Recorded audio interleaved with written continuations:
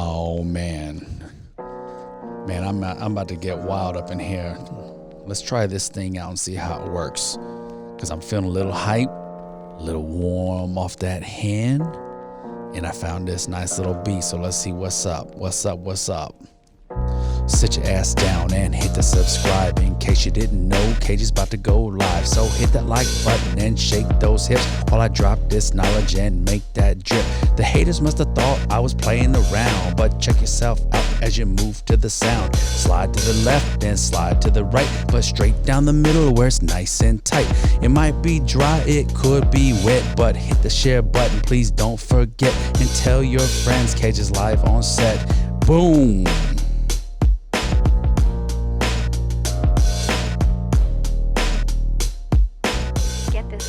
Untagged for free at freebeats.io.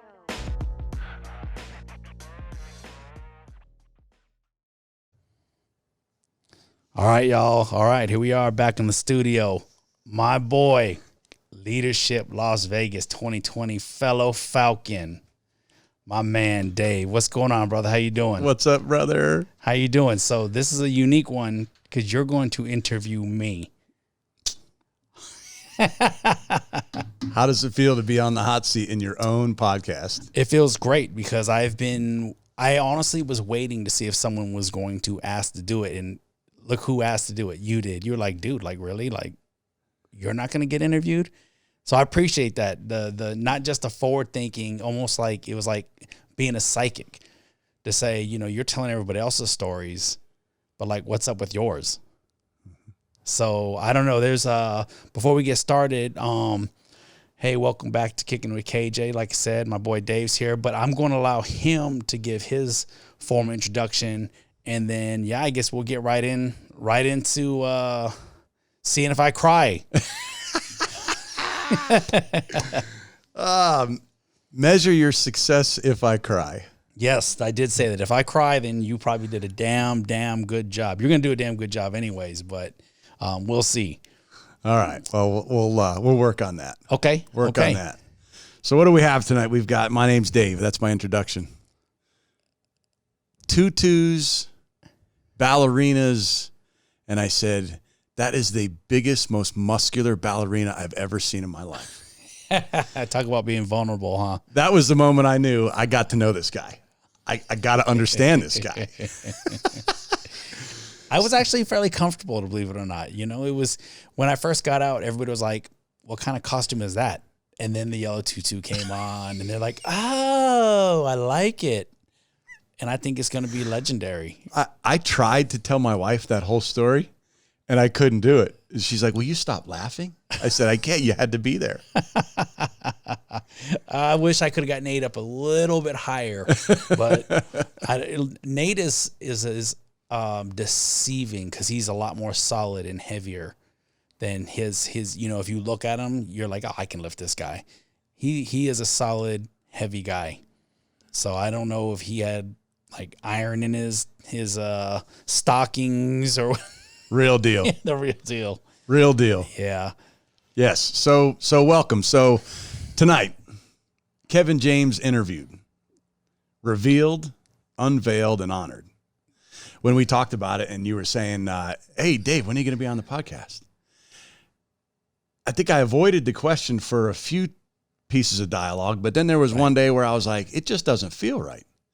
And I'm like, why isn't Kevin telling his story?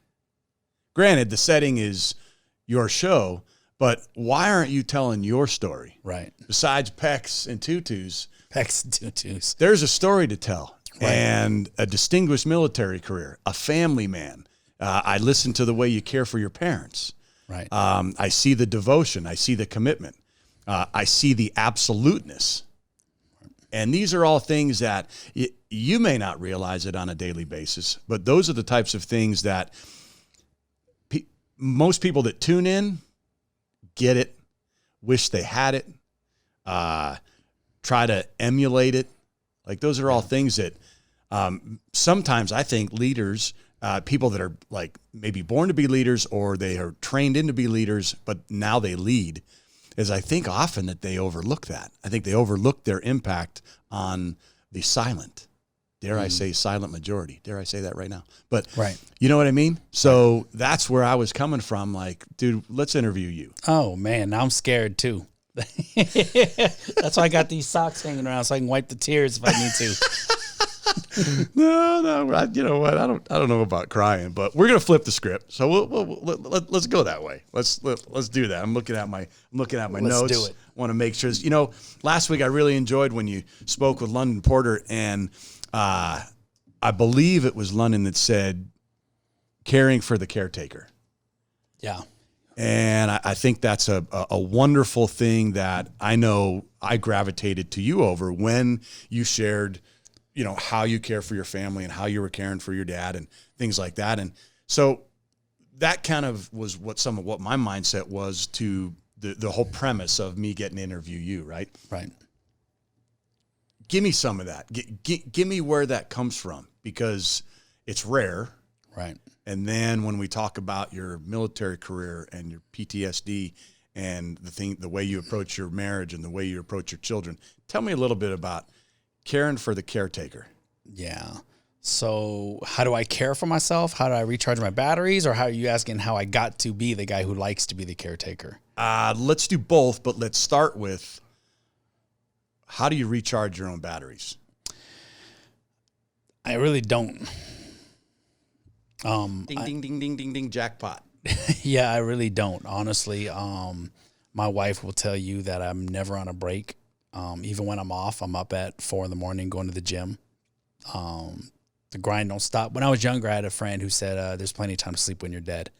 And the world keeps turning while everybody else is sleeping. And you know, it's the things that I want to get in, you know, and when you're a family guy, and the House of Gains is kind of my temple where I manage my PTSD and stuff. If I don't want to take away any more from my family than I already do, I try to do the things that I absolutely must get in while they're asleep. So it means like there's no rest for this guy. I do find solace in doing this though. I enjoy it. I actually just, I had a friend, she just messaged me out of nowhere and she's like, so are you ever going to monetize, you know, what you're doing? She's like, what you're doing is awesome. And I said, this is not my number one priority. I was like, monetization would be cool maybe one day. I was like, but I don't hurt for money. And she's like, you know, and I was like, I do it because someone out there doesn't think someone cares about them. Someone is out there suffering in silence. Someone out there wants their story told, you know, and look at the world we live in. Everybody wants to hype up the people who don't need to be hyped up. They're already hyped up. They've already made it. They've already got the money. They've already got the connections. And nothing blows my mind. And I know you're a spiritual guy, but I cuss a lot. I think some motherfuckers are full of shit, right? Like a leader is to bring up everybody. Leaders bring up everybody. And like I told London, I said, there's a whole lot of people out there giving themselves that title because why? You found a toy at the bottom of the Captain Crunch box. No, a leader don't forget about the entire equation. And so, I like people, you know, and I think it stems from when we were all little boys. And you know, you're running around with the towel around your neck and you're trying to be Superman or you're trying to be Batman. And I think, you know, I grew up in the military and I grew up with understanding, heroes, you know, and so what boy doesn't want to be a hero? And so maybe, I don't know, a little bit of me feels like, you know, I'm being a hero to someone because heroes come in all shapes, sizes, forms. And, you know, while my old body can't do the things it used to be able to do, and I'm not doing too bad for getting close to 50. Yeah, I'm still out lifting a lot of kids half my age in the gym, but yeah, I do it because it also, it's lead by example. My kids are watching. And I spent a lot of my life feeling like I let my dad down. So I know he's watching me too, you know, and as he gets older, you know, I was a bad student and he was struggling as a military guy, you know, and, you know, they definitely didn't make good money then. And so it's, you know, my psychiatrist, he was like, you got to stop trying to prove to your dad. Hasn't he told you he's proud of you? I'm like, it's never good enough. You know, so I do what I do for several reasons, but my big core is probably leading by example, and leading by example, and absolutely probably feeling like I don't want my dad to feel like he wasn't a successful father. He's proud of you, man. Yeah. I wish I could believe it, but I do. You know, it's one of those things, right? It's probably like faith. You know, you believe, but every day you're working hard. It's almost like that level of belief. Does it go up? Does it go down? Have you maxed it out? Is it static? It's never static, right? It's always kinetic. It's like you've always, you know what I mean? Because you're always going to be tested. And trust me, I fail on a daily basis in front of my dad too, because I have a temper. There's leaders that we know, they've never, maybe I would think now, no one has seen the reason why I was called Chief Hulk. You know what I mean? I don't think I want to either. I call it being real. Yeah. And I think people don't understand leadership, that they tell you in leadership you have to balance strokes. You can't just say everything is awesome, because then it becomes inauthentic. Mm-hmm. You have to call out the stuff that's not right. And when you get around a bunch of people who just, you know, it's like just this never ending circle jerk of, you know, I'm like, give me a break. There's some shit that wasn't right. Yeah, let's talk about that so we can grow and be more authentic. But, you know, I feel like in today's culture, that's, I don't think that was necessarily, appreciated depending on a certain side you stood on. You know what I mean? I felt like there was one side that could say whatever the hell they wanted, and if you said it, you know, you were a bully or you were some other kind of crap. And so to me, you know, I'm going to keep pushing and being me and doing what I think hopefully resonates. And you once again, like, I don't believe it, but someone else said, they're like, oh, people are listening. Absolutely. Trust me, they're listening. Absolutely. You know, so I'm like, okay, well, I'm going to trust the process. So from afar, and I feel blessed closer, I'm a recipient of the way you live your life. So I'm a recipient of watching what you're doing and the way you're living your life. To the extent of the discipline that you show, I often will call on when I have the urge to maybe discipline my children at a level that is how I instinctually do it, right? But it's not the right way to do it. So when I call on experiences and I see how you live your life with such discipline and mental organization, I'll call on that in those moments. Yeah. And having that toolbox, that's a blessing for people that you may not have even been aware of, that was a blessing for me. That was a tool that I could pull out of my toolbox when my son asked me for the 10th time, can I just spend 15 more minutes on PS4? And I just told him 2 days ago, dude, you got to have an F in social studies. Yeah. And I just want to instinctually just go, boom. Well, I have a toolbox. His name is Kevin James. I have a tool in my toolbox named Kevin James, who in my eyes is a pillar of discipline. I better exercise that emotional discipline right now, because if I don't, I'm going to say something or do something that my son will remember for years. Yeah. So well, thank you for that. Yeah. Well, let me share you something when I find out my kids. So me and Lynn are different academically. Lynn is, because we're blended. And so we she has her standard for academics for Charlie, and I have mine with Jesse and Kata. Mine is very hands-off, laissez-faire, right? To me, I think there's more lessons in life than academics can ever teach our kids. You're seeing it, right? And like during COVID, I told them, I said, you know what the biggest, most beneficial lesson you're going to learn during this COVID and being at home at school, and they're, math, spelling. I'm like, no, accountability. I was like, wake your ass up, make sure you're in attendance. And look, with CCST, they're like, we got an attendance problem. Can you please get webcams so we can see they're there? And I'm like, my kid's grades better be good. So what I mean is though, I'm very hands off, but when I get that message that says that trust has been broken, there's mini Hulk that comes out, and my kids know I'm like there's several failures here, And trust is the biggest one. I said, because I don't give a shit about the academics. I said, I was a D student in high school and I finished 6 degrees with all honors. So I was like, and I've never needed that crap that they teach in school. You know what I mean? And so my values in it, and I don't know. I'm not saying that education is not, I love academics, but I think we all have a time and a place and a purpose. And I think maybe for you, when it comes to that, it's not necessarily the F, it's the effort and racking and stacking the priorities. You know what I mean? Because I tell them, I'm like, when we got an F in school, we didn't get a redo.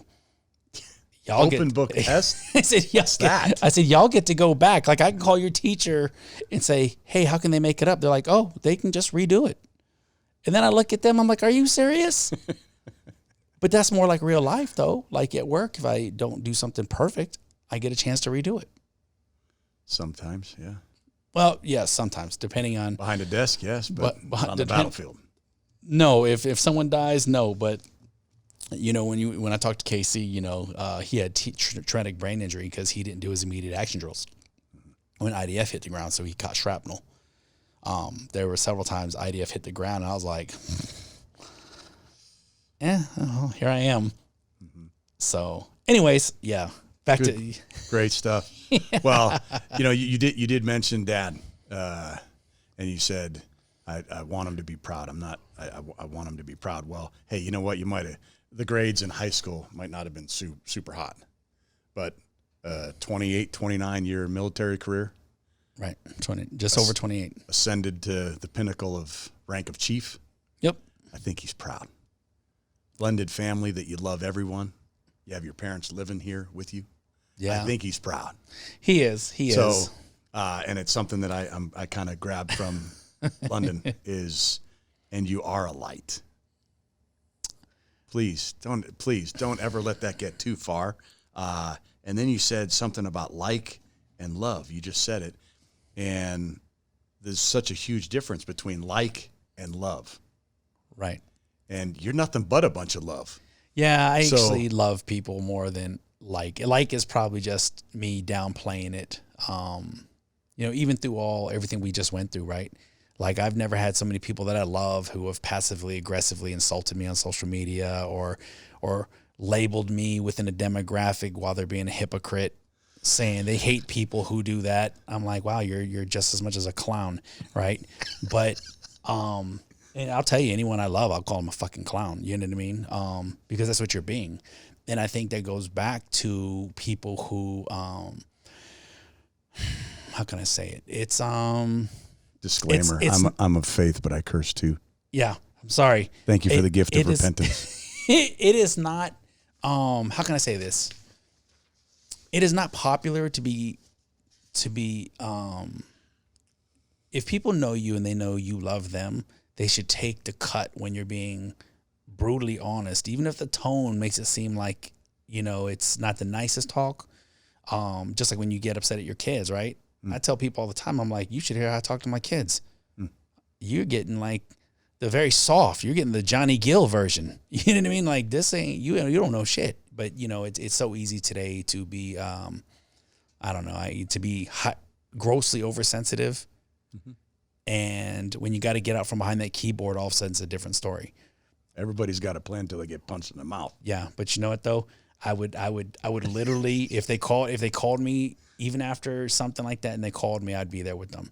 And I think that's what boils down to why, maybe that's why I'm who I am, because I don't take it personal, but I definitely take it as like, I wish I could tell you the way you look right now. Because if I look jacked up, you should tell me, because I know. I spent my life knocking the Legos down, and I think I told that to London too. He's like, yeah, but you go back and rebuild. And that was the key. So. That's what I used to say it in the restaurants.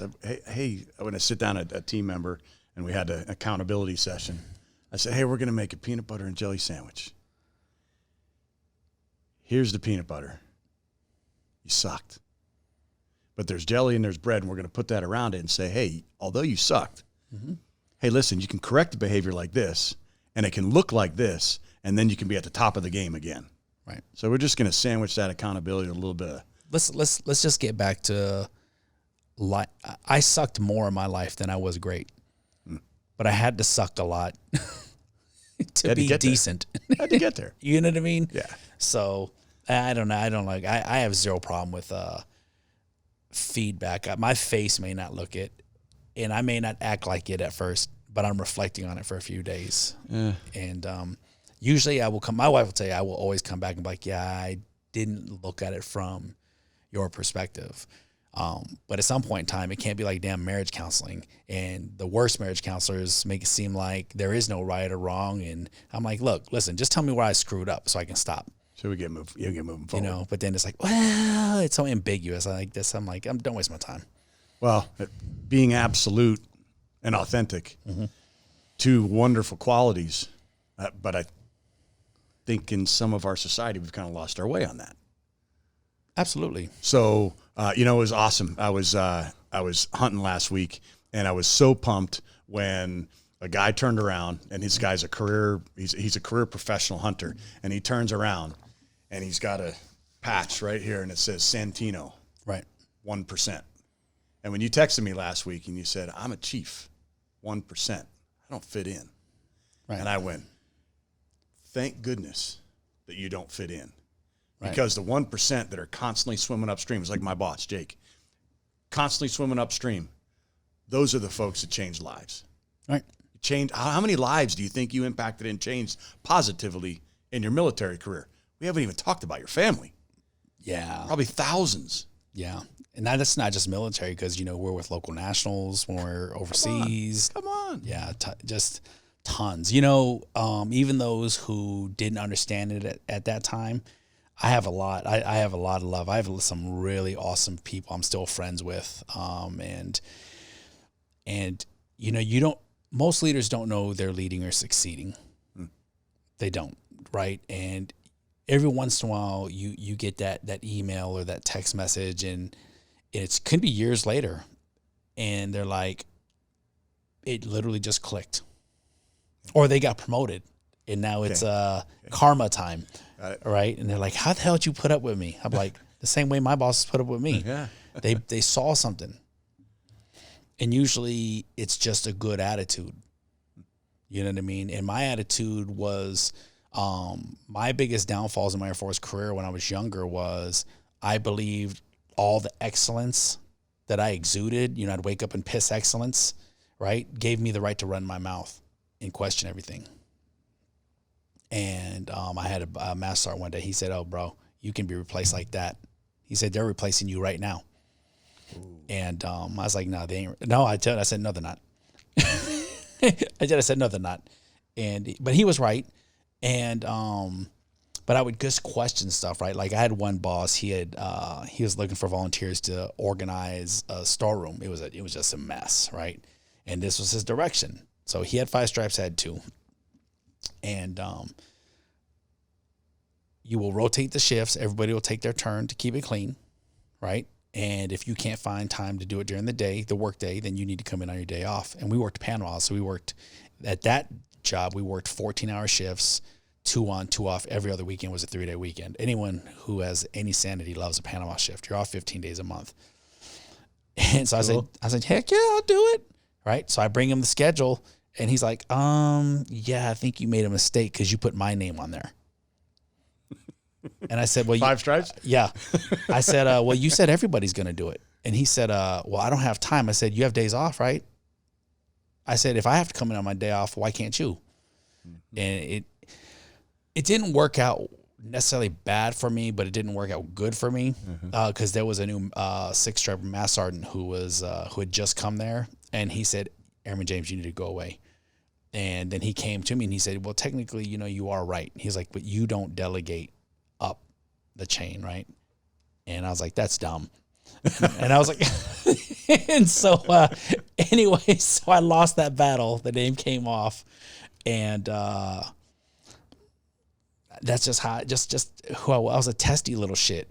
But I believe those who are willing to test the waters, if they're groomed and developed the right way, they become the best leaders because they are not afraid of challenge, and they can actually empathize with the younger folks who are trying to challenge, right? Because at the end of the day, you as a leader, you can't default to authority.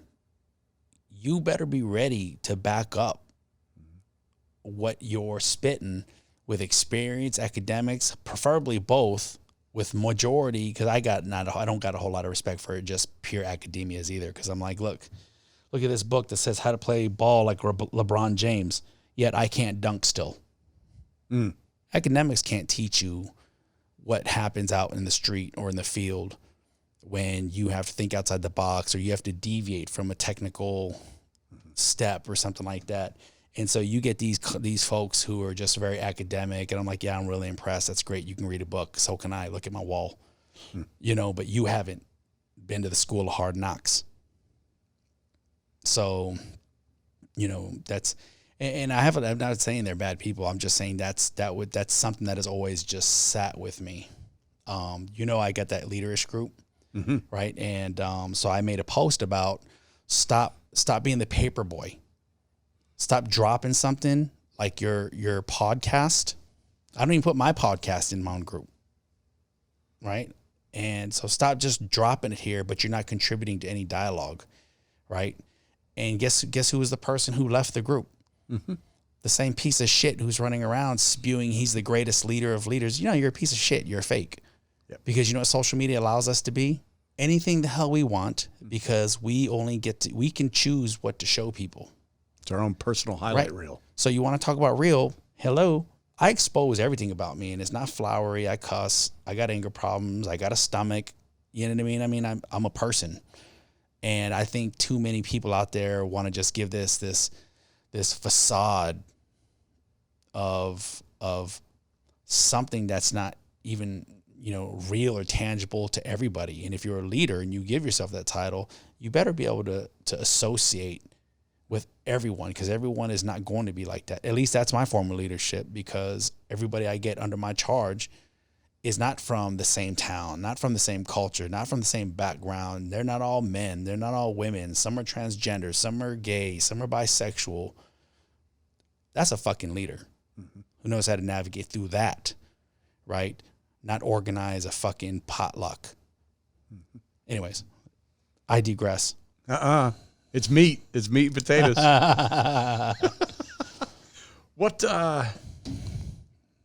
We've been talking a lot about leadership. So let's hit the reverse button for a little bit. Were you a child? Were you an adolescent? Or were you a young adult? Or were you a mid-aged adult when you knew you had leader in you? Because we all know that not everybody's a leader. We all know that a lot of people think they're leaders. They call themselves leaders, but they're not leaders. Right.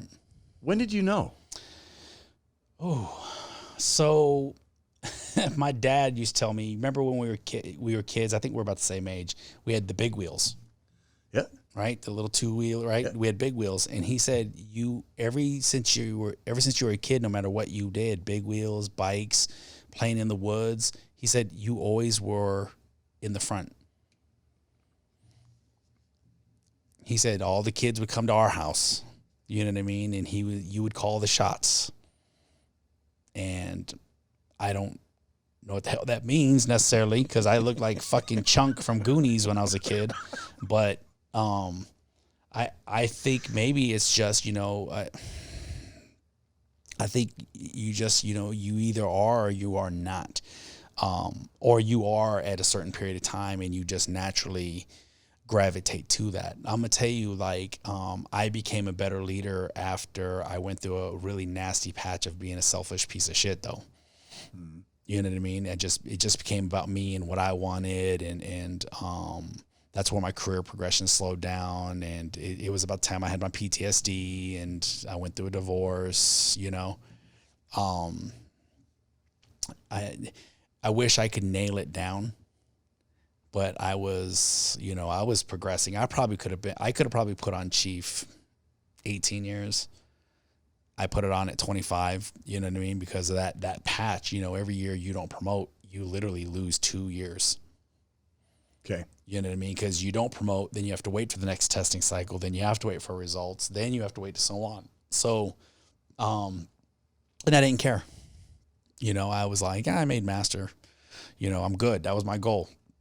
I told my dad, I said, I'm going to make the same rank as you minimum, and I'll have more decorations than you. Right? And Competitive much? Yeah, I destroyed my dad in both. You know what I mean? And so that probably another reason why he should be proud. And I don't know if you saw the shadow box when you walked in, when you put your shoes on. We'll check it out when you walk out. I know he was really proud when I got my bronze star. Amen. You know, so I rubbed it in though. You know, I was like, you got one of these? But you know, he took it with a grain of salt and loved it. So I would say instinctively when I was younger, up until about 5 stripes, I was a solid leader. Got it. After that, I think I just started to. It's hard when you're the chief. You don't know if people are listening to you because you really inspired them or because you're the chief.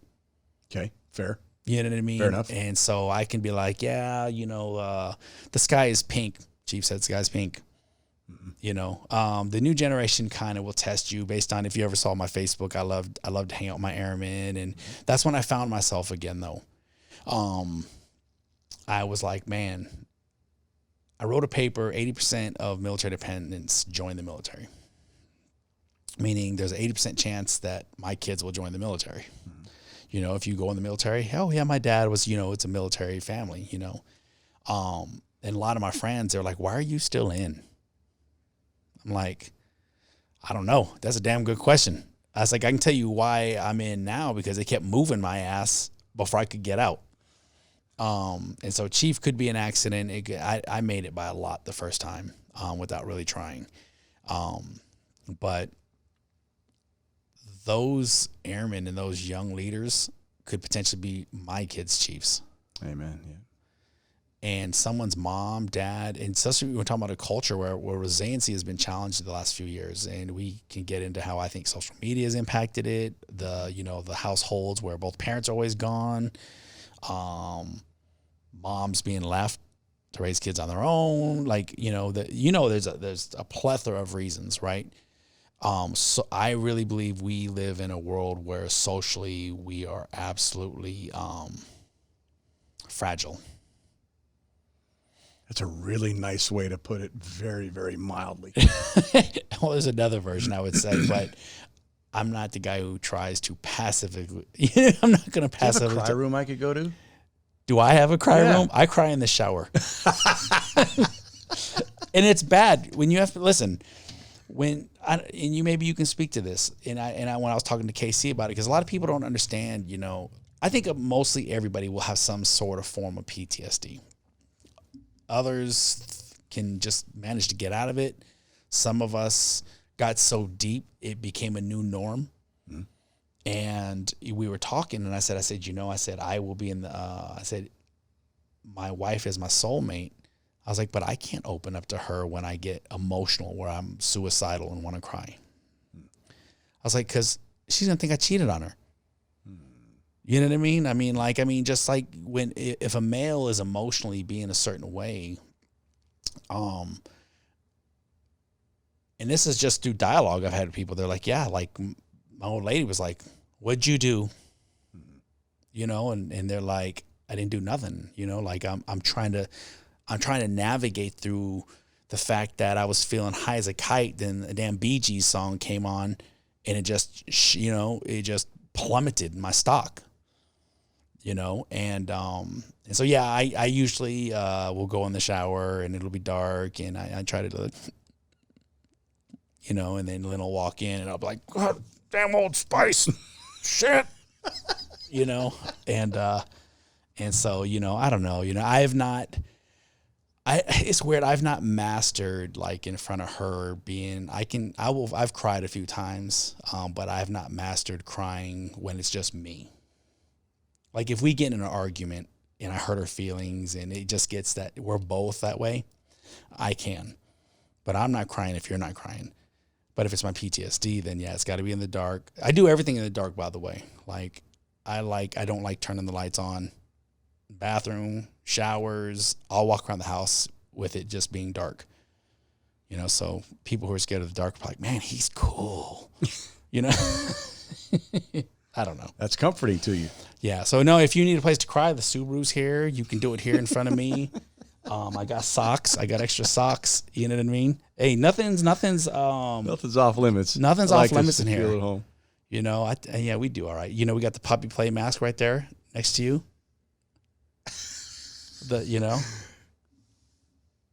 Okay. All right. See? We got all kinds. We got London Porter about this beautiful spirit rock here to keep it peaceful. So it's peaceful. Forgot Not Gone brought that. Coach B's Exercise Elite. So Mark Donnell brought that from my former squadron. Cool. So this is a place to love. And that's the win. Is that we're winning. Yeah, I mean, look at you're sitting here. We're winning. Yeah, we're winning. I know. Trust me. You almost got me to whimper a little bit earlier at the beginning. I promise you, it's not in the back of my mind. That's okay. I know you ain't even brought the heavyweights on yet, so that's okay. But I think of the big wheel. And I think of if I'm dad, I'm proud watching you take control of getting everybody on their big wheels or their green machines or their tricycles and racing down the street. Yeah. I'm thinking dad's proud then because he knew right then and there that was a guy that was going to take charge, and that's my son. Yeah. I think that was just the beginning of his pride. Absolutely. So me and my dad have been best friends since I was a kid. He is so much more man than I am. I will always give him that credit. He would starve to make sure his family eats. I watched him struggle. I mean, the biggest thing I really did to disappoint him, honestly, is I just had shitty grades, and you would think if you fast forward, I'm like, Dad, if you're worried about my report cards, look at the wall. You know what I mean? And, but it's not, you know what I mean? But another part of me thinks it keeps me humble, cause someone was like, why do you, I was like, I think it's okay for me to not get so arrogant that I've made it. You know what I mean? It keeps me hungry to keep working. I was in the gym the other day and this guy saw me, and I'm going to tell you, ask my kids, I say hi to everyone. You would think I was having an affair with everyone in the gym besides the weights. Cause Lynn will tell you, like, you've been at the gym 3 hours. I'm like, yeah, but an hour and a half is my social time to talk to people, And this guy walked up to me. We'd only talked twice. And I remember one day, another guy that I know was talking to me, and I could tell him and his son were kind of like, you were getting the vibe they were waiting for the machine. Okay. And I said, listen, I'm sorry, I'm just getting caught up. You absolutely can just kick me off the machine when you're ready. Like, I will go do something else and I'll come back. And it just kind of like nonchalantly, just really didn't acknowledge me or anything like that. Fast forward about a week, I saw him and his son at the counter leaving, and I'm like, hey, I saved all the weights for you. And he turned and smiled, and he was like, hey, did you have a good workout? Which was totally polar opposite, right? Just saw him this last weekend and waved to him, said, hey, how's your son doing? And he's like, he's doing good. He's playing basketball, blah, blah, blah. And he's like, where's your son? I was like, dude, look, it's just me and you here. Where's our boys? They're probably in bed, right? And he was like, I just saw you talking to all these people. And when I first saw you, you were talking to someone else. He said, you're everything we should be striving to be. He said, you talk to men, women, youngsters. I see you spotting them. I see you coaching them how to not lift wrong and hurt themselves. He was like, there's nothing about you that even exudes like hate or arrogance. And he's like, you're one of the biggest guys in here. Come on. I said, there's enough assholes in this world. I said, if we go out to Allegiant Stadium and we get to fight the good guys and the assholes, I'm probably be in the middle.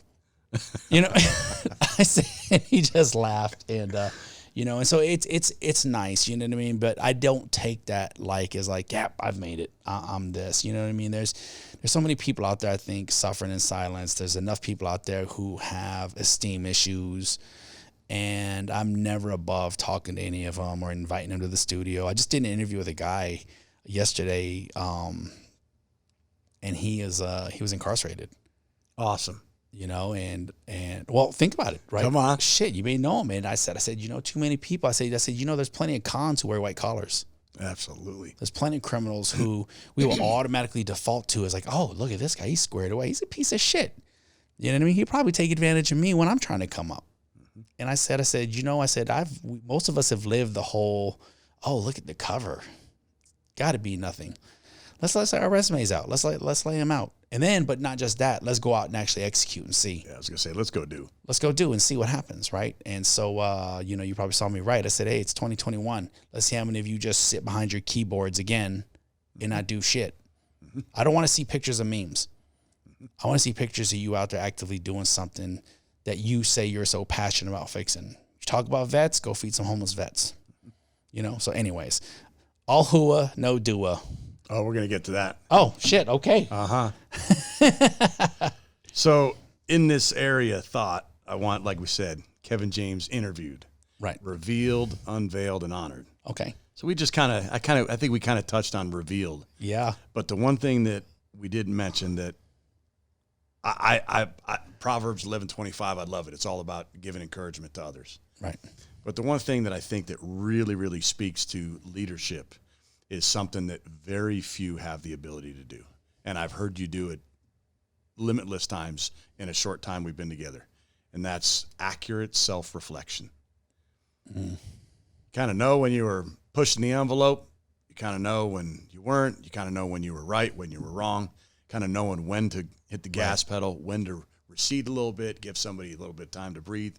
And then have enough confidence internally within yourself to be able to be like, I screwed up, or that wasn't the right thing to say, and I'm going to change that. And you'd said it like, hey, just tell me what I did wrong so I can move on from it and get it right next time. Right. And I think just so many people they almost repel or they're afraid of self-reflection. Right. Man, I look in the mirror and go, wow, that's a lot of mistakes.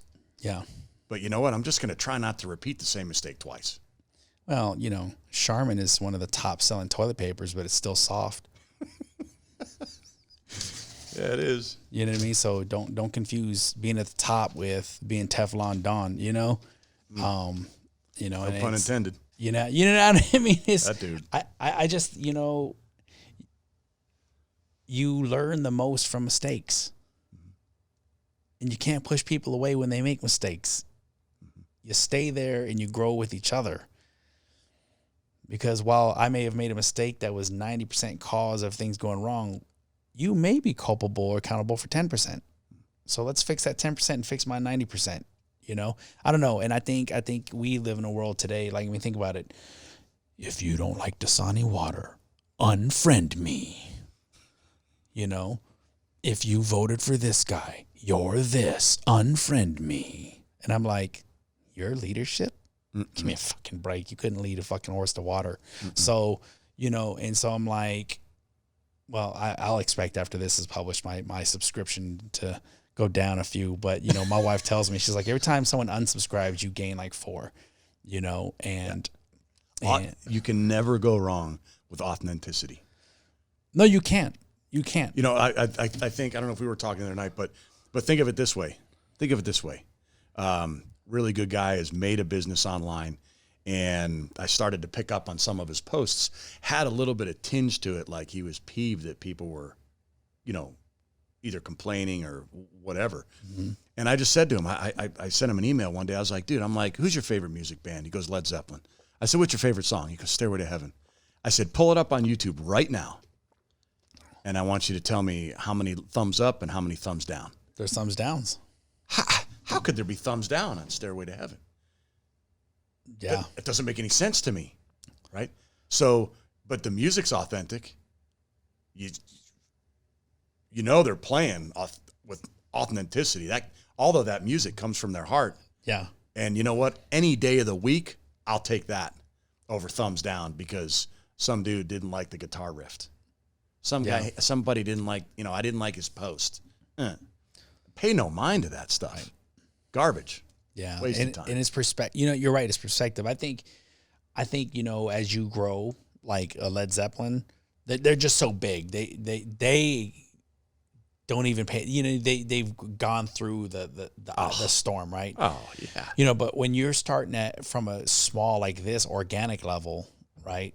And it's like, so if you're going to leave, that's fine, but could you tell me what was wrong? You know, Sure. and even at this, you know, I just did a post the other day. I said, it's free. Saw it. Even if you don't listen to all of it, it's free. Saw it. I can't tell you how many fucking Arbonne shit I've bought, or keto shit I've bought, or buying food. Like, Well, to me, that's the intersection of immense passion, immense commitment, devotion to a cause, Right. to an effort, and some people just don't get it. And I have that where I want to chat with. Let's go for it right now. Why do you think so many people don't take the time to study other people? Why do so many people only think as far as their elbow? I think there's a lot of people that how do I say this without making it sound malicious? I think we come from a fragile society, and I think most people are just about them, right? And Say that one more time. I think most people are about them, right? It's real easy to be about me, but make it look like I'm about something else. Preach. You know what I mean? Like, you know, like, oh, you know me, and I've been guilty of it too, right? I mean, we all are. I've been guilty of like, yeah, hey, look, you know, But I do it a whole lot less I do it a whole lot less, but than I used to. this is the tiebreaker for me. You will see me doing for others. This shit right here could easily be labeled as about me. It's not. I don't get paid for it. I've spent over 10 grand out of my own pocket, and I celebrate others. I celebrate others that many out there say they are down for to help. Okay, well, why the fuck do I got 1,500 friends and it's got 20 views? You ain't about that shit. You're about you. And don't talk to me about capacity because it's been a year now. It'd be different if I started a podcast and it was, you know, on episode 2. And I'm like, what do you mean you haven't watched it all? Give me a break. I'm not in the forefront of your mind. I am when you got some heavy shit to lift, though. Yep. I'm absolutely in the forefront of people's minds when they need accesses, right? So just stop. You know, like I played that song. I actually was the guy was nice to waive the copyright infringement. But you know, like I had the thing. It was like, just stop fucking lying. Yeah. You know what I mean? Like I mean, you can see it. I can see it on you can see it on social media is about algorithms. There's a reason why people don't see your posts because they don't acknowledge your shit ever. But what the biggest problem for me is when I see people that are in my same circle constantly raising up the same people. And I said, you know, when you don't acknowledge me, that makes me feel a certain way. That makes me feel like when I see you and you come to me, talk about how I've been, I want to say, fuck you. You know how everybody else has been. I know because I see you liking their posts all the time. Mm-hmm. Now, other people can go out there and say, oh, God, that's so juvenile. You dig too deep. No, it is what it is. I share my life on my social media. I share my family. I share my kids. I share my wife, right? I think it's more honorable if you don't like me or you don't want to honor what I honor. The fuck out of here. We do not have to be obligated to hang out because we were part of Leadership Las Vegas or because we were in the Air Force together or anything like that. Listen, like at the end of the day, just be honest with me. Listen, I'll call you when I got some heavy shit. I had a homeboy who said, look, I'm not doing all that crap. He was like, but this is where I value you. But he communicated that to me. Of course. Right. And so I think going back to your question is I think that most people are very inadequate. If you look at Maslow, right? Like they're barely staying in that belonging, that world of they need belonging, right? A sense of belonging to something. And they're leeching off other people's energies. You know what I mean? To become a better version of them. But if it's just about you, then that's not good. Right. And I said that in a quote. I said, you know, most times your light is too bright. So they turn their backs on you, but they stay close enough for your light to keep them warm. You know, and so it's just a fact. you know, and I got zero problems. Listen, I'll tell it to your face. Just tell me where to meet you if this applies to you. And so, I think that's why. I don't know. You know what I mean? I think it boils down to being selfish. Because if someone lives, let's say, you know, and I got to go to social media right now. Let's just go with that, because during COVID, it's been hard for people to get interactions, right? You know, like I said, I'm done with the Zoom shit, right? Like, you know where the hell I live. A lot of us have watched a turbulent year, right? And we all watched it mostly on media and social media. And I watch people who live on that shit. I'm like, you post at least 20 times a day. So if you don't acknowledge, you're like, to me, it's like that guy who's going around making babies everywhere and then talking about, man, I ain't got time to come take care of my kid over here because I'm too busy over here making more. That's a selfish fucking person. So if you live on that shit, why don't you acknowledge the people that you're willing to ask for help? Or if you've asked for help, fucking ask them if they need something once in a while. Like, it's not that fucking hard. You know what I mean? Yeah. Like for real. If you're constantly asking for something, pick the shit up and say, how can I help you? Because you have helped me. Because listen, your cause is just your cause. But when you're part of something, it's not just about your fucking cause. It's about the cause of everybody as a community now, right? And that's why I just got to a point in 2021. I don't want to hear your shit. My energy now, I will be there for you if I can, and I'm getting okay with saying no, because you don't deserve it. Because every time I gave my time to you, I took away from my wife. I took away from my son. I took away from my mom. I took away from my dad. I took away from my kids. And I can't get you to even fucking subscribe and share my shit that you say you're so down about. Man, shut the fuck up and get out of my face. Anyways, I'm sorry. There's the unveiled. You, bam. We went right where I was hoping to go. Yeah, shut the fuck up. Amen to that. You're so full of shit. Because, you know, last week you said fakers, takers, and promise breakers. And I was like, ooh, that's good. And then I went, okay. So I heard London say it, and he said, why did this happen to me? Or not why did this happen to me, but rather for what reason did this happen to me? And you said it prior, like, hey, I've been low, but that's helped me go high. Mm-hmm. And each time I go low, I build that's another building block I put in there so I can go higher the next time and have more impact on other people. But you said something about that made me trigger the word priority. And I think in a soft culture, right, there's nothing authentic or absolute about social media. Nothing. Right. Nothing. And I think when we cross, or when folks that are absolute and authentic, and social media is part of what they're interested in, I think there's an inherent clash in what the style of communication is between folks like that or causes like that and social media. But I also think it comes down to priority. To me, this is the way I would explain it. We'll just kind of dive just a little bit into politics, okay? I think one of the biggest problems or issues that people have with a politician is that what they choose to sign into law, vote, support, whatever, is something that is a priority to them. Right.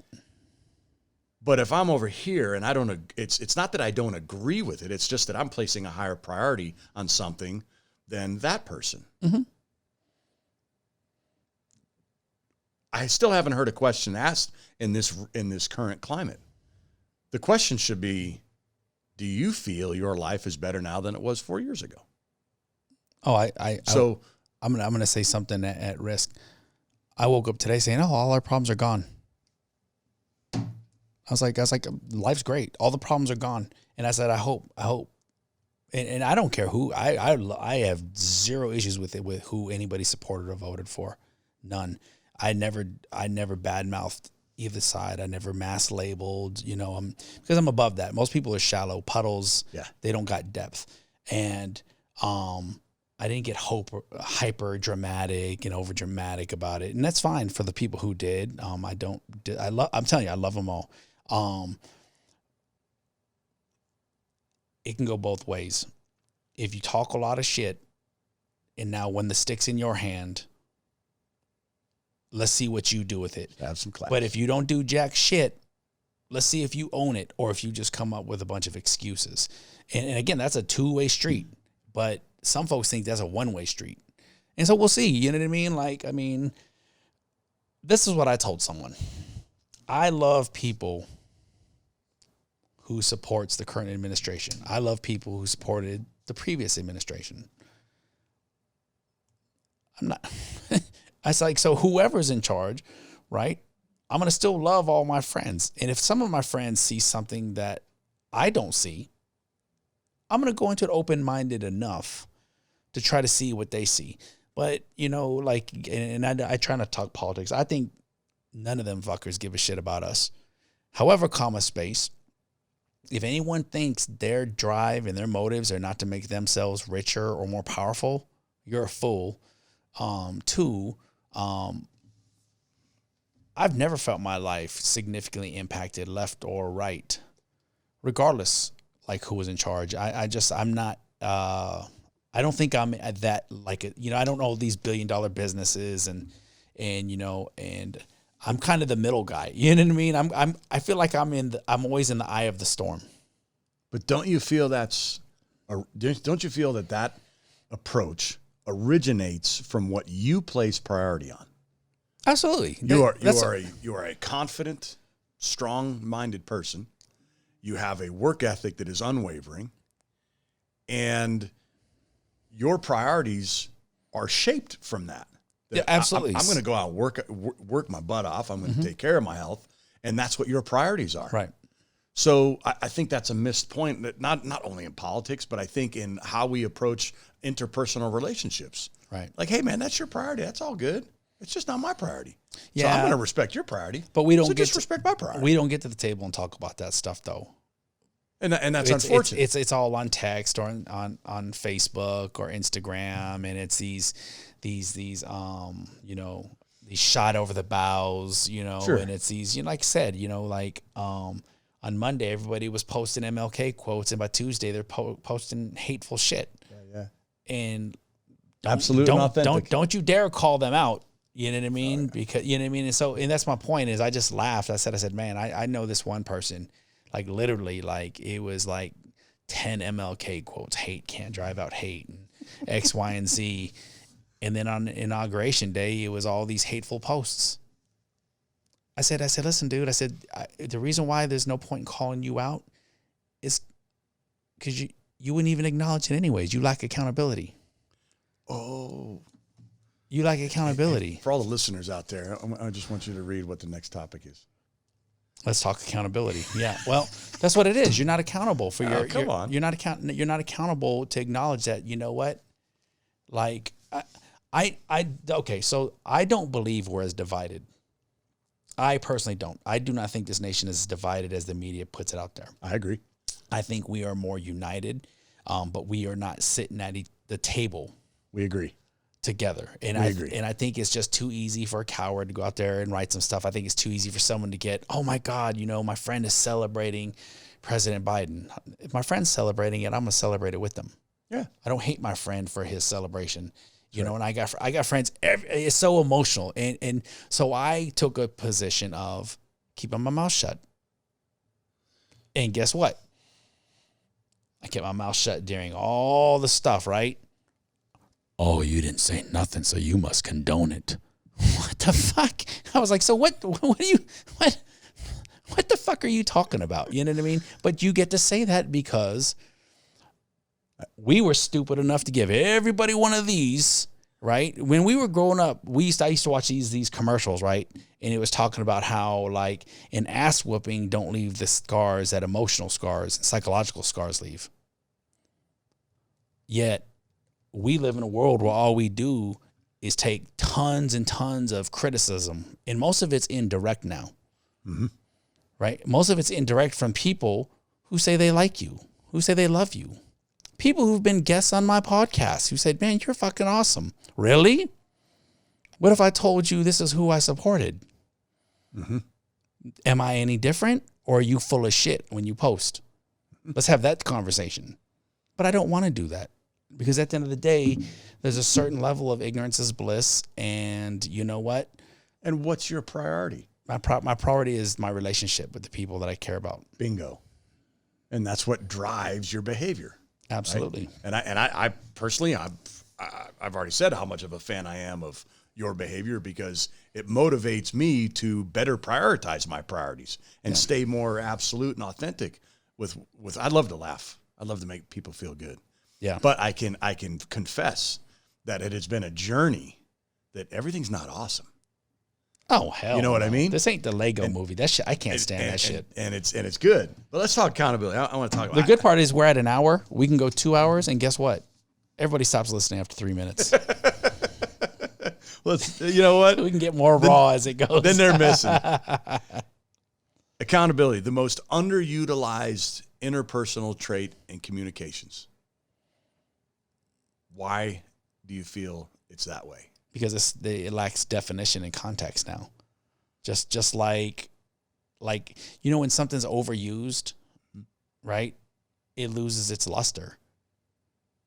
It's like, you know, somebody used to tell me, like, Okay. If I go around and tell everybody I love them, how much meaning does it have to my wife? Mm-hmm. Agreed. So in a world where everything is just like mud now, there is no clean and dirty. There's just mud now, right? You know, it went down to when I had a conversation with someone. You're talking about accountability, and I'm talking about definitions, right? I said, or like, you know, here's a better one, right? If everything's important, then what's important? So when it comes to accountability, how do we define accountability now? Like I think accountability is so micro within the smaller units of your circle of influence and your friends. Like overall accountability, give me a break. You know what I mean? Like you can try to hold someone accountable in today's world, PC world, and all of a sudden you're a damn bully. So, you know, back to Kevin, why do you not shy away from it? I did for a little bit as a chief. I did, because I got tired. I got tired of the false accusations of like, oh, you know, first of all, I'm a big guy. I came up, let me rephrase. Like I did that. So when I'm talking about like I did is like, just like a little sip. Cause I picked and choose the battles. your life is a model of accountability. Yeah. So, okay. So I think as a chief, I did a little bit towards the end, because I would be dishonest if I didn't say that, because I was just tired. More self-reflection. Yeah, I was just tired. You know what I mean? And like, you can only accountable argue. Self-reflection. Right. You can only argue so much. You know what I mean? At some point in time, you know what I mean? It's like, okay, that's why we're doing it. You know what I mean? Because everybody's why? Well, I don't know why. The war is going to be over by the time I get done explaining this to you. Mm-hmm. Let's move out and get it done. And you might figure out the why. Accountability to me is huge. When it comes to overall my life though, right? So that's like a sliver. I'm talking about just, you know, and there's still essence accountability in there. Scarface talked about his credibility. Like, you know, he don't break his word or his balls for anybody, right? It's huge. You have to be accountable for who you are. One, someone probably strategized you. Someone's credibility is always on the line for you, right? Someone's always watching you. And I'll be damned if I'm going to be the guy, right? Look at Las Vegas, all that fucking trash everywhere you go. My kids don't throw shit on the street. Mm-hmm. So someone's kids or adults are like fucking scumbags in the world all over the place, right? They're unaccountable. They don't give a shit. But they'll be the first ones to talk about how their neighborhood looks like shit. Mm-hmm. You know what I mean? The same people who are bitching about stuff are usually culpable to it. And I'm not talking an entire demographic. I'm talking about, like, even in my life experiences, the poor me person. I'm like, but what are you doing about it? How are you being accountable? How are you being self-aware to what you do every day? I mean, even Einstein said The definition of insanity is doing the same thing over and over and over again, expecting a different result, right? So you have to adjust, even if it's a small pivot, right? 1 degree shift, 3,000 miles later, turns into thousands of degrees, right? And so I hold myself very accountable to stuff because I don't like letting people down. I believe people hold me to a higher regard than I hold myself, you know? And I just like to earn. Like, I like to earn what I've been given. I wouldn't want to be called a leader if I couldn't lead shit. What benefits do you see in accountability? Like you're carrying the torch, right? Yeah. We know that a lot of people shy away from accountability. I'm not confrontational. It has nothing to do with confrontation. Right. So what benefits do you find in accountability, not only of people around you, but of yourself? Oh, that's a tough one. It shouldn't be tough, but it is, right? Because I think the benefits are not necessarily today. I've got to watch people grow and succeed, and it takes years sometimes. Impact, influence. Right. It's not always just immediate. I think the positives is that it's balance. It's like when you're driving down the highway and you're going the speed limit and you see the lights flick on behind you, hey, it's not me. You know what I mean? And I think personal accountability is just something that is a core value to me because everybody doesn't have it. I think it just comes with being that minority per se, right? I mean, I used to have this problem as a chief, and my wife, she actually called me out on it. I was like, I don't understand why they don't get it. I mean, like literally, it's common sense. She was like, well, if everybody thought the way you did, everybody would be a chief, right? Boom. And I was like, Boom. I was like, yeah, but I want them to be like chief. You know what I mean? I said, I want them. I said, because I think a Chief Lee is different than being a chief. 1% make chief, but everybody absolutely can be Chief Lee, you know, Good word. Intellectually. Good word. And I said that comes with courage and being able to take criticism. There's all kinds of stuff, you know, that, come on, you know what I mean? It's a laundry list of things that come with it. But accountability, I don't know, the best thing I get out of it is I get to see growth of others, you know, especially when, you know, shit, I don't know if I'm doing good to keep my kids accountable, but ask them. They'll tell you. Yeah, I think I scare them sometimes. It's okay. You scare me too. I try not to. So we've gone through revealed. We've gone through unveiled. I hope the listeners appreciate authenticity because I think that's where the rubber meets the road and that's where real growth happens. The spirit of this segment is to honor you, to make you feel honored. Okay.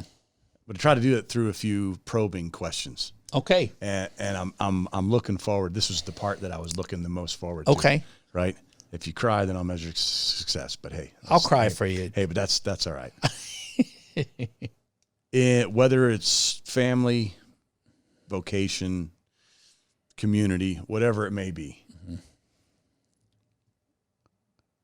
What was, if you can call on it, what was your most significant leadership experience that you let out on? May have been on the battlefield. I don't know. Yeah, I always default right back to when we did mortuary affairs in Iraq. You know what I mean? Because that's not a default to it. That's part of that's who you are. That one is huge because you train. You know, you can train for things that you never want to happen. Mm-hmm. You know, and people who've never been there don't understand when you're looking at a young kid who volunteered to serve their country and they're dead, right? And what breaks my heart the most is thousands of miles away, the person who loved them the most doesn't know. You know, we absolutely in life take for granted the most precious thing. There's a majority of us. We take for granted our life. And we assume that tomorrow is just going to come and the next day, and we're thinking about what I want for Christmas. I mean, I'm not listening to my wife sometimes, and I'm looking for rims for my truck. You know, and she's like, man, are you going to pay attention to us? You know, I'm like, no, I will when we go for a ride in the truck with the rims, you know, but, no, when I did that, because, I mean, imagine what it's like, you know, all your senses, the smell, you know, the sight, the sound, your people are breaking down, but you still got to execute the mission. Like blood still dripping all over the floor. Right. And that's not just once, you know what I mean? And that's not just, you know, you're a sitting duck while they're just launching rockets. And if it's your time, it's your time, you know?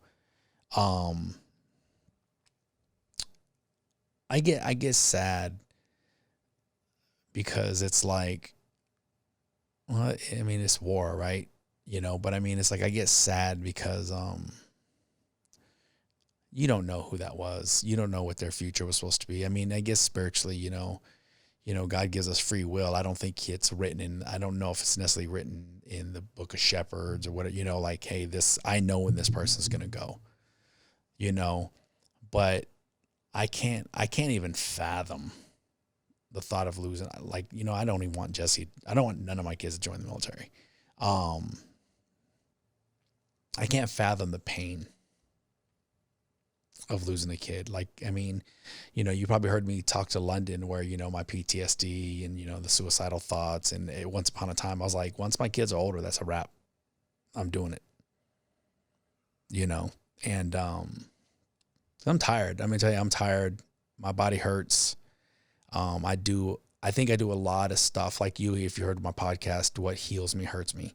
Mm-hmm. You know, what heals me is being there for people, but it hurts when I feel like it's like, well, what about me? Mm-hmm. You know what I mean? Did you forget? I don't do nothing that's selfish that I'm aware of, you know? But and then I get old and God brings me another baby. And I'm like, crap, well, I might as well scratch this hole off in myself. I was just going to say the rap's going to push out a bit. So I know. And you know, and I'm so numb to it now though. That's the part that can be heartbreaking too, is like, you know, it comes and goes all the time. I mean, I can be fine and I can think about it and I'm like, you know, it's weird. I don't know if you've experienced that. I know you definitely have talked and encountered people who probably have, and they've done some things. And, yeah, I moved away from the question. I'm most proud of that because we made it out. You know what I mean? And that's mental resilience. That's physical resilience. And I'm still friends with a lot of them on Facebook. I don't know how it's impacted them or not. But for me, I didn't realize it impacted me until years later. But I'm very proud of that team. I'm actually proud of 28 years of service. Amen. You know what I mean? Less than 1% serve. And shit, I did it for almost 3 decades. You know, so I'm proud that I finished. How about that? Excellent. You know what I mean? I don't care whether I made chief or not. I finished. And I think there's a lot to that people, our younger generations, don't get. Now that, yeah. You know what I mean? I agree. Thank you for that. Saying thank you for your services.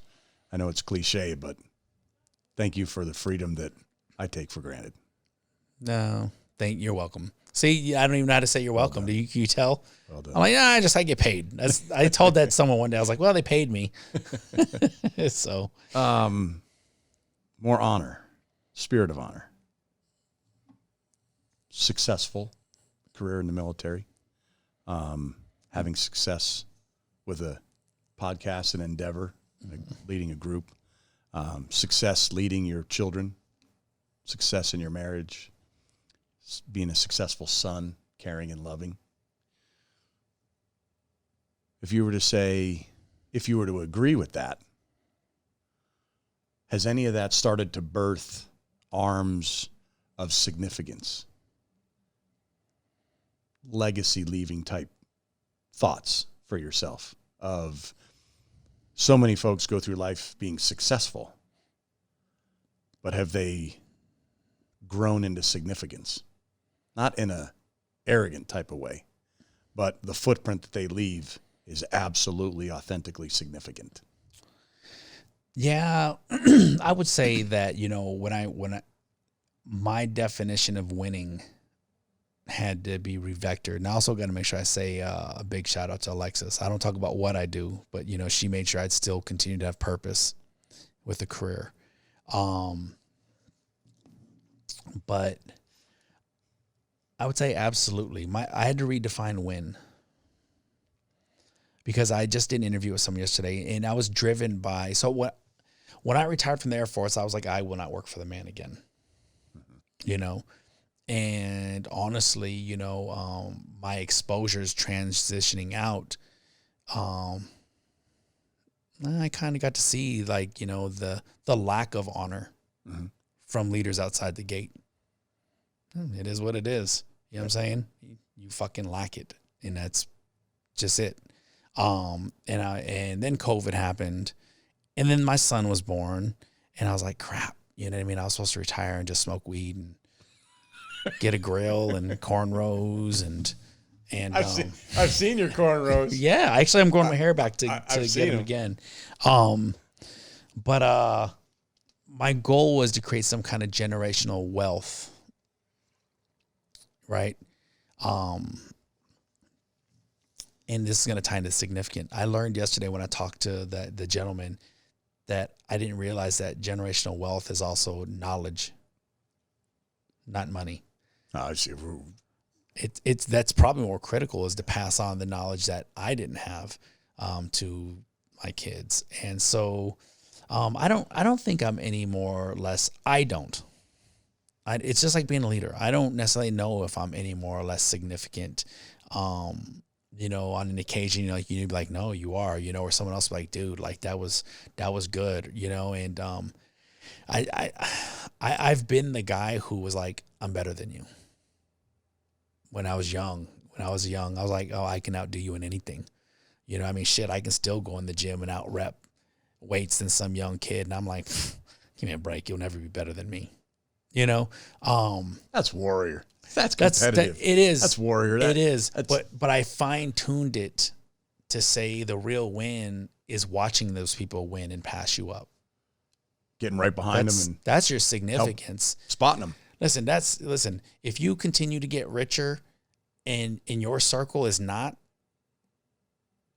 or if they haven't been influenced, you ain't shit. That's a moderate level of success. Right. It's not significance. It's not. No, it's not. And so, I would offer significance in maybe the group that hasn't told you yet how you have positively impacted them.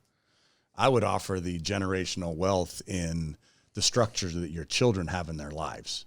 Yeah. I would offer, with a bit of latitude, the love that you have for your wife and the love that she has for you and how authentic it is. Yeah. That's significant. Yeah. You know what? I got to say this though. So I should have bought it.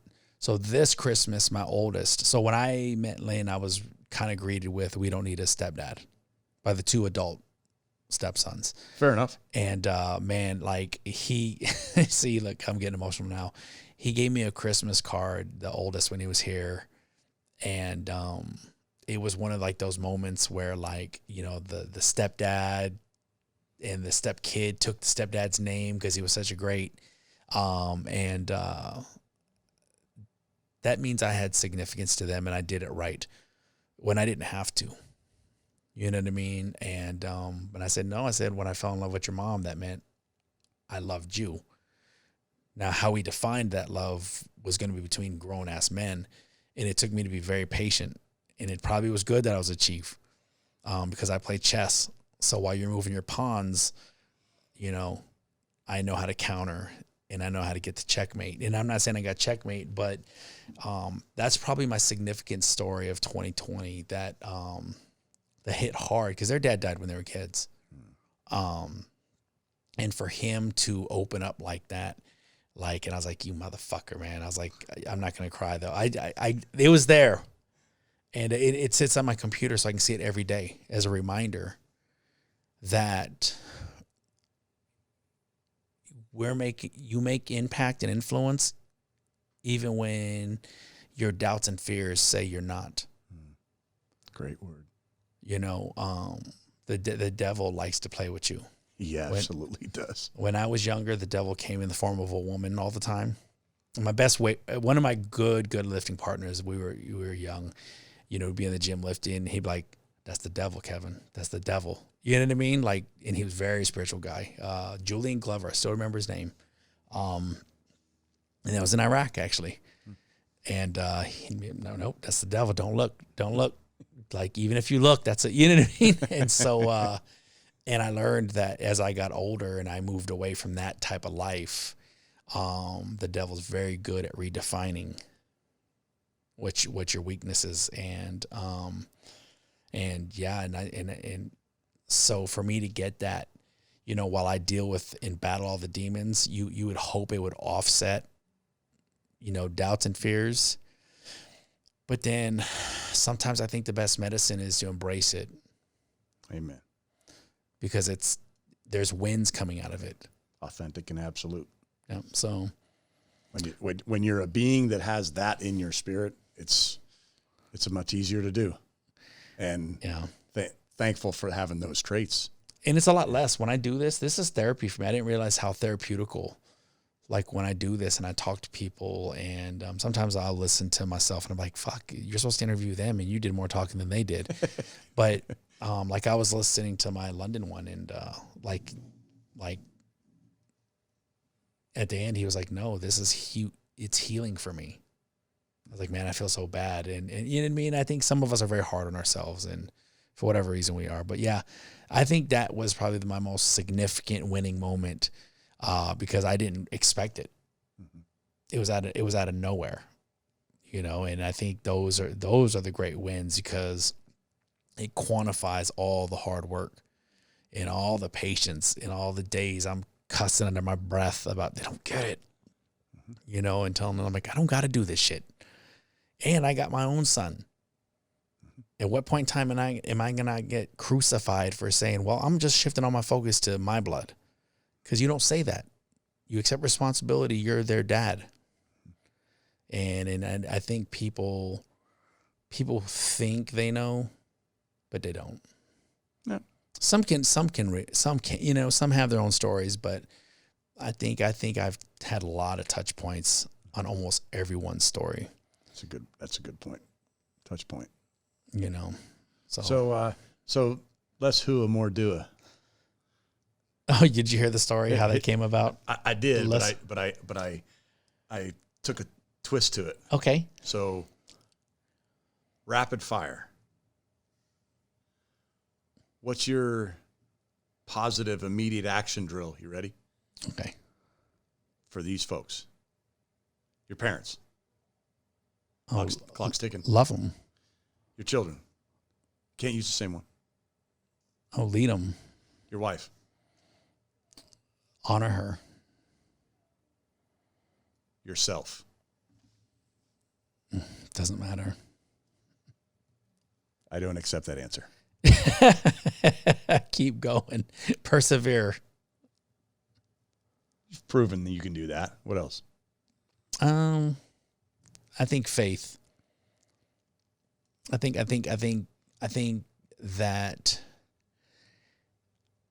I allow myself to get to my vector of real and accurate has always been, you know, fairly good. But as I've gotten older, and I think when you put a lot of love, when love is your catalyst, it's easy to get passionately fooled when things don't seem the way they should be. And I think people, they need to understand that, you know, like, you know, if you know I'm driven by love, don't forget that. If I kind of slip up and think the wrong thing, because they say there's a thin line between love and hate, right? So you got to understand that when people love, that's passion. And when they're disappointed, the disappointment is just as passionate. And stop giving up on people. So to me, that's what it is perseverance. You don't quit. You know, I think one time, if I ever can get a cabin in the woods, you know what I mean? And I can learn to, you know, shit. Like, I mean, that's the one thing I do. I like Kobe, like, is an outdoors guy, you know, when I got to go out the cabin. So, Yeah, you know, I missed that weekend, man. I don't have that in me. I wasn't raised like that. I definitely don't have the energy that guy has out there, but I'm going to have to learn. So, you know, they haven't made a pre-workout that I can't take and fall asleep 10 minutes later. So that's the truth. I used to take pre-workout with Red Bull. Oh, geez. Like, I would stack it and it would like barely do anything for me. So, well, I'm glad you went there. I'm looking forward to, in the sporadic future, asking, hey, Kevin, what are you doing? What are you doing for you, man? Because the figure that always cares for the caretaker, yeah, often doesn't replenish themselves. I've always been a fan of the people out front, but I've been shocked and disappointed in the gathering of people around those leaders and caretakers and how we don't pour into them. And that's what fueled me wanting to interview you.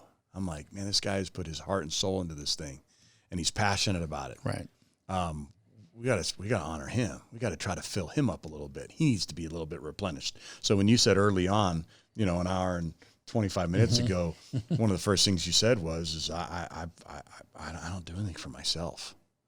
And I'm hoping that this section that was the one I was looking most forward to was, it said, I hope that you listen to this all the way through. I know you will. And I hope that you listen to this area of our talk Right. more often than any other, because it really is. It really is. You know, it's even in our world, every year we host a group of pastors, and we just want to love on them because nobody's loving on them in their world, right? They always supposed to have the answer, yada yada yada. And I'm like, and when you're in those situations to be served, it's actually uncomfortable. Just before you just said it, you couldn't even say it. And it is sometimes it's uncomfortable, and I actually think it's a learned skill to actually be comfortable with saying, you know, I've done well. You know, you know, if you're faithful, the Lord is going to say, "Good job, well done, my loyal and faithful servant." Right. Like, man, like you can look in the mirror and be proud. If somebody's, which I'm betting to say somebody's still listening. More people are still listening. What would you want for somebody to take away from what you've shared so far? Be like me. No, no, I would say, you know, be honest with yourself, right? Even watch, you know, so I went through, every New Year's, Coach B did it, you know, I'm putting him on blast, right? Everybody goes through the season of New Year, New Me. And I'm sanitizing my friends list on Facebook, and I'm like, why should I have to do that? I mean, what drives people to that? And I don't think people understand that, like I get there's going to be, you know, you're going to have a handful of people that are just, you really don't know them. And then you got to ask yourself, why did I accept it? I mean, also, I accept a lot of friend requests just because I thought maybe they were a different alumni of Leadership Las Vegas. Right. Because, you know, and then when I started this podcast, I had to make my shit public, which I was always private. So all of a sudden now I'm getting all these things and I'm like, okay, what if it's someone who watched my podcast? And really it is just some asshole who wants to sell me a house. I'm not looking for a house. Right. But not talking about them, because they're more authentic than the people who say they're your friends. Or they're part of your group, right? You know, this, well, we're classy, right? Challenge, lead, act, support, show up. Yes, you can. I take that kind of shit serious. So let's just say you happen to show up on my Facebook. Why don't you like some shit once in a while and make it seem like you actually give a shit and stop using your lame ass excuses. I didn't say no names. I just use that as an example, right? Be authentic to yourself, meaning that like if something about someone annoys you or you genuinely don't want to be invested in the people that you're claiming to be invested in, leave. And say why. Because that shit hurts. That is an indirect form of rejection. When you see people within your circle consistently acknowledging the same people while they don't even pay you no mind. Leaders pay attention to that shit, and leaders have the capacity to handle the amount of shit they take, but they also have enough courage and honor to say, I've had enough. Like I can't, but I see all this, trying to look at me, look at all the stuff I'm involved with. Yeah, you're so deluded that you can't even care for the people that are under your charge that are waiting for you to reach out to them. So that means you're full of shit. And I don't want to fucking talk to you the next time I'm forced to be around you. But you'll call me the asshole. Mm-hmm. Yeah. Oh, well. Here's a charge. Be authentic. Yeah. I mean, be real. Be absolute. Be real and be there. Be present. Like leaders have to be present. And they have to be present with all their people. All their people. I love it because you're talking about what should be the gold standard of leadership, but has been diluted in various forms over various time frames and so on and so forth. But that's what I love about it is that's what the gold standard is. That's no BS. Yeah. Leadership hasn't been diluted. People have been overhyped. People are giving themselves titles when you ain't earned it. Yep. You're not a leader. You know what I mean? You're maybe a master networker. Could be. You know what I mean? And I'm okay with that. You know what I mean? I'm okay with that. But like my definition of leading, and there is an actual definition of it, and it's really about inspiring others, right? And then, and honestly, leadership, and I know we're getting to the end, leadership is now just like selling fucking Slurpees. I tell people all the time, and I don't got the juice, and I'm awfully bold. Simon Sinek, right? Great on stage, TED talker guy. I ain't seen him lead shit. Have you? Have you ever seen him lead anything besides a conversation on a stage?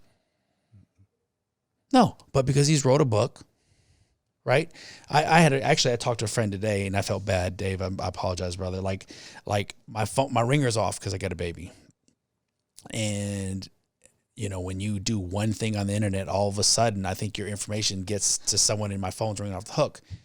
And he was actually listening to the thing. And I said, that old leader eat last is bullshit. I said, there's enough food for us all to eat together. I was like, you don't think some follower out there thinks when a leader eats I ate last? Who gives a fuck? There's enough food for everybody. I was like, when you eat together, then it's discipline.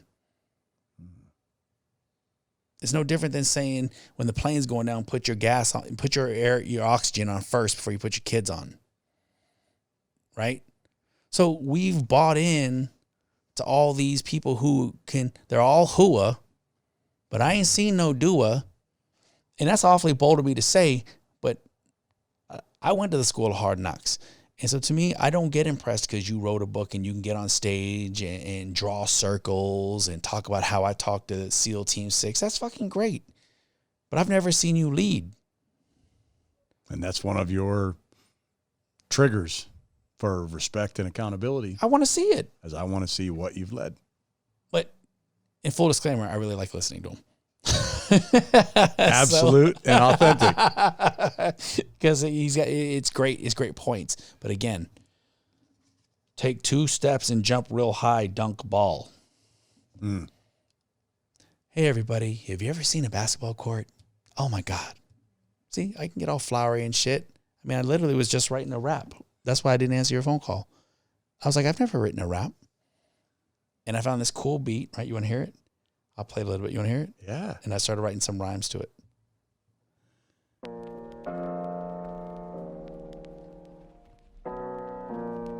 I almost should try to read it.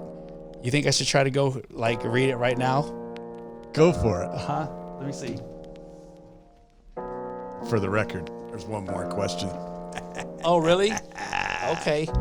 Sit your ass down and hit that subscribe. In case you didn't know, KJ's about to go live. So hit that like button and shake those hips. And while I drop this knowledge, drip, drip, drip. Anyways, that's enough.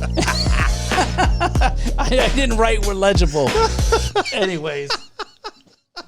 I was like, I've never written a rap. Let me try that. Come on, Anyways. that's got to be the intro, the closer. You got to snap that and put it. That's got to be the bumper on the front and back. I think this almost goes back to something you asked earlier, and I mean no offense about it. Like, I'm living life as best as I can, and I think some people don't like that. You're so on. I think it's just like this hate, and it's like, oh no, I'm supposed to be this. And it's like, you couldn't hold my jock strap. You know what I mean? It's like the version that you know of me is a toned down version because I'm trying to be a team player. It was like in SimSock, I didn't say nothing. Because I respected the potential that someone was a better leader than me. Someone was more of a subject matter expert than me. Right? And I was very passive. I didn't feel like a leader at all because I didn't really speak up. But I also knew that based on what what we were doing, I'm a combatant. So when I'm at my best when I am combative. And soft ass people don't know how to handle that. Does it make sense? Makes total sense. But they say they know me. They like calling me chief. We got a chief. You know, remember the Avengers? Well, we got a Hulk. Right? Everybody likes saying they got the Hulk until he's fucking everything up. And then the Avengers aren't welcome anymore. You know what I mean? And so to me, it's anyways, last question. Cool. Man, I really wish I would have wrote that better because I was actually flowing pretty good. Well, we might have to go back to that. So we said, what do we hope somebody may take from this? It's where it gets uncomfortable. From all this? What do you want to take away from your own testimony? This was the biggest, actually this came up. I got to go back. There's so much gold that when people have taken the time like you have to join me here, there's so much knowledge, right? And so I'll tell you a story, right? So I was asked to go into leadership Las Vegas, and I declined because I had no intent to stay in Las Vegas. I fought, and I was so bitter towards the Air Force to get back to California so I could be with Lynn because, you know, we were apart. And this is what's important. Everywhere I thought I was supposed to be is absolutely not where I needed to be. And I was bitter at the world, and I was resentful. And then fast forward today, I thank God that everything that I wanted did not come to fruition. And I say that because there's people out there who are thinking they have no value. They're not achieving. They do and think bad things like I have. And come on, you don't even know. You're just stretching. You know, like you're just stretching. You ain't even started running yet. That gold medal may be yours. And that's why I hate the noise. Them motherfucking fakers that are in your life, fuck off. I don't care if we were in leadership together. I don't care if we were in the Air Force together. If you can't be real and authentic and genuine with me and provide me feedback or acknowledge, like, shit, the birth of my son. I retired after 28 years of the Air Force. Veterans Day. You name it. Plenty of opportunity for you to reach out to me and say something. I heard you just retired after 28 years. How are you doing with the transition? Everybody has a purpose. Some are very behind the scenes type characters. I get it. This is absolutely not aimed towards them. People who are behind the scenes, their behaviors are consistent behind the scenes. They're quiet. They make big moves with little noise. But I'm talking about the Me Too, look at me. I'm always out there. Yeah, look, I can eat a piece of cake, and then the oohs and ahs and the hyper exaggerated shut the fuck up. You know what I mean? I mean, I don't mean to sound so abrasive, but to me, it's like you're hurting the people who think that you really give a shit about them. That's accountable. Like, you're hurting them. I'm telling you now, that shit hurts my feelings. That's authentic. Like, why you on my fucking shit? And then when I ask you about it, then you're going to come up with some lame ass excuse. Bullshit. I just saw you like 15 damn things at the same time I posted. No, you don't. You just don't give a shit about me. Why don't you start being honest with yourself? Because when you do that, then you'll be honest with me, and then I'll know where we stand. But people just, I think they look at it as, look at all these people I know. I know all these people. Like I said, master networkers. Mm-hmm. Just tell me, hey, I don't care about your life, but I want to stay connected enough to where if I need something, are you willing to help me? And give me the chance to say yes or no. Because I know my soft ass. I'm like, yeah, sure. Use me. You know what I mean? And so that's what I would want people to take away from it. We just What do you want to take away from it? From this? Yeah. From everything like this? Yeah. We just talked about you for that people fucking give a fuck. Whether that, like, you're paying attention and you give a shit, right? And there's more Daves out there. So when I'm feeling like discouraged, I shouldn't. So I think everybody should always stay encouraged. But I also think people have to understand, if they were a little more accountable, they don't understand the second and third order effects of their behaviors and patterns to the people that they say they care about. So maybe if some people's accountability level some people's self-accountability levels don't change, you can maybe remain or become a little more restored, that there are more good people out there. Yeah. Just let your actions align with it. There you go. And be consistent. That's the one thing I'll tell you. Sam Snake said, he goes, consistency is what wins things. Mm-hmm. Whether it's when okay. Because two people fell in love, right? That's on your wall. Because two people fell in love. Yes, sir. Right? When I met Lynn, there was no time of day she couldn't call me. There was no mountain too high. There was no valley too low. Because I wanted her. So when my friends call and ask for me, there is no valley, you know what I mean? There's no mountain too high. There's no valley too low. And then the one person that I cherish the most in life, I put to the side. And you need to open your fucking eyes that people are putting what's more important in their life to the side for you. So reciprocate. Call and say hello once in a while without needing some shit. Relational. Stop making it so conditional. Yeah, I'm going to call you when I need something. Otherwise, that's it. And if they don't like me, I don't give a shit. You won't say it to my face. And that's my way of saying, come say it to my face. If that's what you feel. So, and I probably get my ass whipped more times than none. I'm not like I used to be. But we need to heal. I don't care who's in charge of the country. They don't control what happens down here in the grassroots. We do. Mm-hmm. But it's too easy for clowns to blame one person. Mm-hmm. Right? Because you're going to see it happen now. Right? All we're going to do is see a pendulum shift of hypocrisy and blame. And guess what? People are going to be like, oh, no, it's not bullshit. Yes, it is. Hypocrisy and blame is going to shift. And at some point in time, it's that you remember Dumb and Dumber? Mm-hmm. I know you are, but what am I? I know you are, but what am I? I know you are, but what am I? We got fucking Dumb and Dumber in real life happening.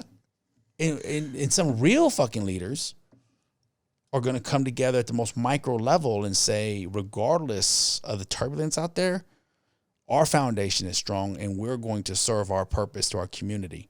So again, I heard a whole lot of talk about, stimulus and COVID and homeless people and roo, rah, rah, rah. And I saw a handful continue on their mission to do those things.